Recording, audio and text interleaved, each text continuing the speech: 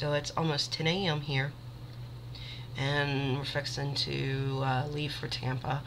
I have to go down there to see my doctor to possibly have the stitches taken out. It's been almost 2 weeks. Tomorrow will make exactly 2 weeks since I had my surgery. So I'm very hopeful that everything's healed up properly. I took my first real shower today. My husband wrapped my stub in a garbage bag and waterproof medical tape to allow me to sit in the shower and wash my hair and, fully clean off except for the stub. They pretty much wanted me to take sponge baths, but a girl can only do so many sponge baths and use so many baby wipes before she's like, okay, this is just not working anymore. I was washing my hair in the sink, but that wasn't the easiest thing to do. I tried some waterless shampoo. It does not work for me. It may work for you, but the waterless shampoo that you can buy and pump in and just kind of, it left my hair feeling more icky than it did before it was not washed. So just a note for those of you that have to do sponge baths. Waterless shampoo may or may not work for you depending on the length and texture of your hair. What was it? 3 days ago, I came home and I was going to the bathroom, and I don't know, I guess I had to pee really bad and I wasn't paying attention and I fell. And an amputee, your fear is that first fall and how it's going to affect you and how you're going to feel and all that wonderful stuff. I hit my stub and I was a little bit scared that maybe I'd messed up the stitches or something, but there was no leakage or anything and it seemed okay. I could not get off the floor. Between the pain and the stub and the overwhelmingness of the whole situation, I was crying and I felt helpless and more handicapped than I'd ever felt in my entire life. So my roommates sat with me until my husband got in the house because he was walking the dogs to help me up because I had been going to the bathroom, so my underwear were still not up and my dress wasn't. So it was kind of an embarrassing moment for me, caught with my pants down, so to speak. Then the next morning, I guess I was still a little shaken from falling. I was getting up to go to the bathroom, and somehow my walker, the leg bent on it, and I went down. So rather than re-injure the stub, I just went down completely on my left side and just was like, screw this, I'm not gonna risk it, and I just went down and I just let it happen. I didn't fight it, and I think that's why I didn't get as hurt as I could have.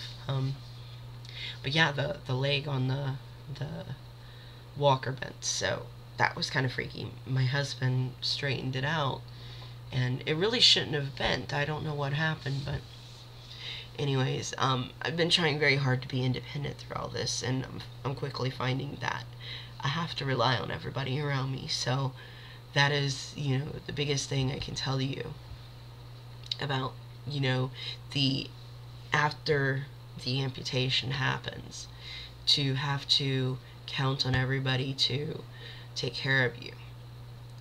It can leave you feeling very helpless and very dependent, and it can be an overwhelming feeling, and you have to emotionally just kind of take a step back and let people take care of you. As somebody who's a little bit more likes to be a little bit more independent, this has not been the easiest part of the process, but it is part of it. Let's see. So I'm going to go down. I'm hoping they'll take them out, and then I will be back home, and I'm going to just kind of take it moment by moment, because so far I'm trying to prepare for every little thing that's going to happen, and it's not working.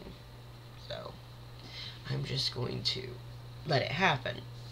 The other thing I can say is that since about 4 or 5 days ago, my pain has been holding pretty steady at about a 7 to an 8 out of 10. I'm not sleeping so well at night. I do feel a lot of pains, a lot of pricklings, and muscle spasms that really hurt. So, you know, put that in the back of your mind if you're going through this process too, that, you know, kind of keep track of your pain level. I am taking, right now I'm taking Vicodin. I'm out of Percocets. My doctor can't write me, or can't call in a prescription for that. I'm going to ask him for something different though, because the Vicodin does not seem to be working. The pain is still pretty bad, so. But I think that's pretty good that while I was in the hospital and for the first week out, the pain wasn't bad at all. So it's just now as everything's starting to heal that the pain is getting really bad. Other than that, there's really not a lot else to say. I hate my walker. I think it sucks. I hate trying to move around my very large frame on it. I'm working on losing the weight though, so that is a plus. I like the wheelchair. It's easier because I can work on my upper body strength, and I'm mobile, and I don't feel as... it's funny how a wheelchair does not make me feel like I have to rely on everybody, because I can kind of push myself around, which is really nice. My dogs are kind of the bane of my existence right now because they won't stop jumping on my stump. Other than that, yeah, I think I'm just going through the moodiness of this now. The emotional moodiness. So I'm sure my husband and my roommates are just loving living with me, because I just feel kind of helpless and worthless a lot of the time. But that is part of this process. So for those of you that are about to go through it, or that are going through it, just make sure you have a good support group, and make sure that when you start feeling the way, you know, I've expressed that I've felt, you talk to somebody, because more likely than not, you know, they may be able to help you. So I will see you guys later, hopefully after my stitches are out and I get my shrinking sock. Joy.